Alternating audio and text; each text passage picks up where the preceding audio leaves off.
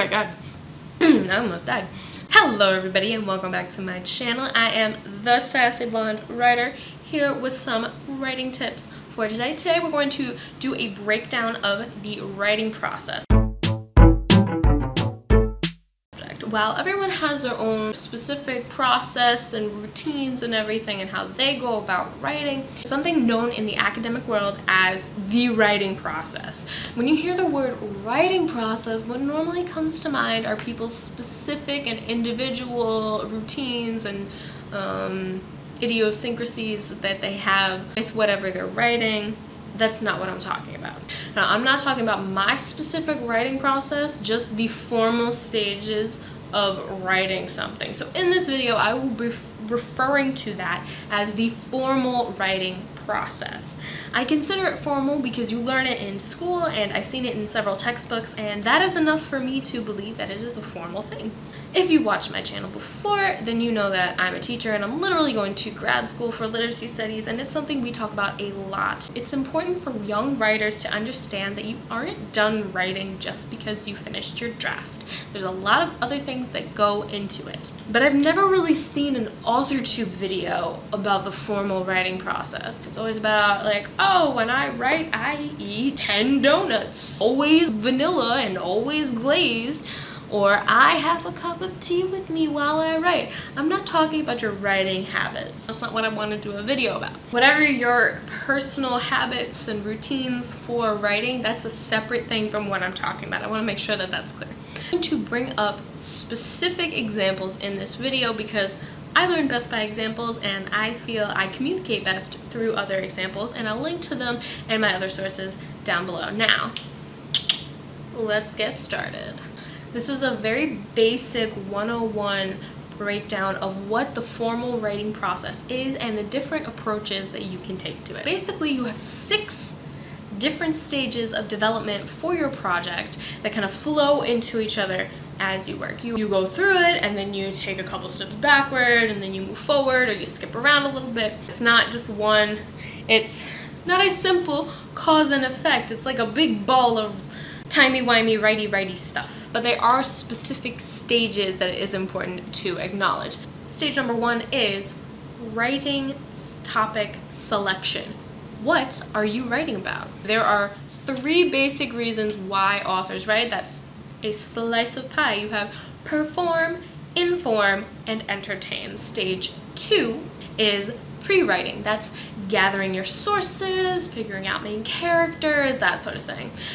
Another thing that you could put underneath pre-writing is optional outlining. Outlining is usually lumped together with this because it's not necessarily something that you need to do when you're developing, that you need to do depending on what you're writing. For example, if you're writing a poem, you're probably not going to make an outline because the poem is so short. Even if you are writing something large scale, maybe you're a pantser, or where your plot just you kind of ride it by the seat of your pants and you just see where it's going. But your pre-writing is where you're figuring out like the basics of your plot. Stage number 3 is drafting. That is when you put pen to paper, or you open a new document and put words on the page. Now I'm going to do a whole video about my personal drafting process later because this video is already going to be a doozy. 4th stage is revising. That is the task of improving your writing, specifically by changing structure or word choice. It's when you change how you phrase things and how you structure your story, the development of your plot. Typically, you go back and revise after you finish the first draft, but some people don't. Some people finish a chapter and then they go back and revise that. Whatever floats your boat. If you are writing a novel, this is the part where a lot of people get stuck and they never finish, especially when you go back. It's either pre-writing or revising where people get stuck the most of times. If you get stuck in the revising stage, I would advise to seek outside help.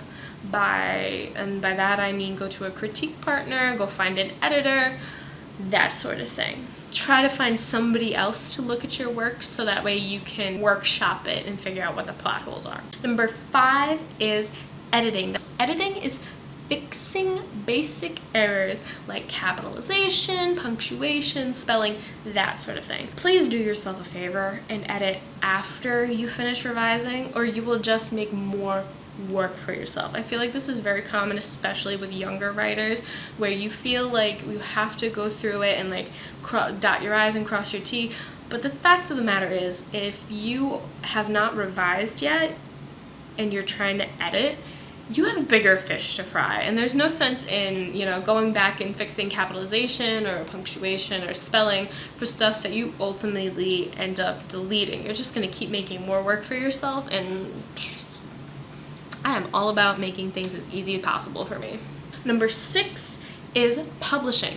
Now, there's publishing as in, you know, producing your work, going through a firm or self-publishing agency, getting your book printed out or assembled, blah, blah, blah, blah, blah. That's not what we're talking about when I talk about publishing in the formal writing process. Publishing is simply giving your work to the audience to be read or performed, etc. In the formal writing process, this isn't publishing as in putting your book in a Barnes & Noble or selling it on Amazon. It's like sending it off to a publisher or giving it to your beta readers or handing the paper in to a professor or submitting it to a magazine.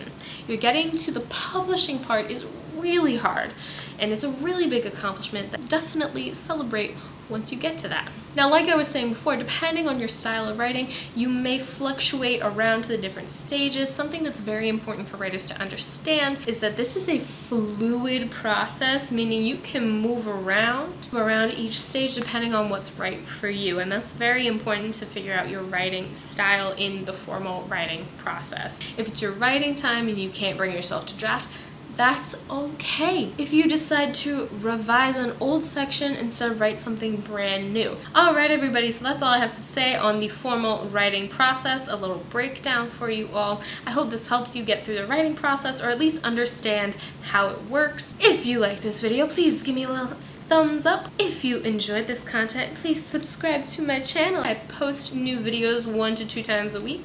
And of course, happy writing!